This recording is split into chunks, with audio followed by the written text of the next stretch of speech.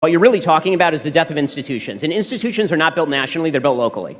So the great discovery of the founders and really of Montesquieu before them is that if you wish to build social institutions, that has to start at the very local level. It starts with your family, and then it starts with your local community, your church, your religious community, and then as you abstract up the scale, you need to have less in common with people. So, when I lived in California, I had to have more in common with my neighbors than I did with somebody who lived in New York. Now that I live in Florida, which is a much redder state, I have to have more in common with my Florida neighbors than Florida has to have with California. But that requires an agreement that at the top level of government, people are essentially going to leave each other alone. What it means is that you can do more in the local context because you agree more with your neighbors, right?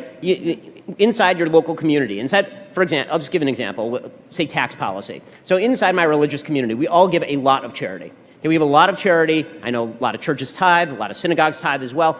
And that's very comfortable and fine because you know all of your neighbors and the people to whom you are tithing. As you abstract up the scale, the attempt to make somebody give money to a person they've never met far across the country who doesn't share their priorities is going to run into a few obstacles. And so what you need is a recognition that local governance is best governance. They're going to have more agreement in social fabric at the local level. And one of the problems with social media is it's nationalized every single issue. Every single issue becomes a national issue. Something happened in your local community, we're supposed to care if a school board in Indiana takes a book off its reading list, right? This is something we're supposed to care deeply about. When you nationalize every issue, it makes everybody feel like they're in each other's business, even when you've never met this person and this exists several thousand miles away.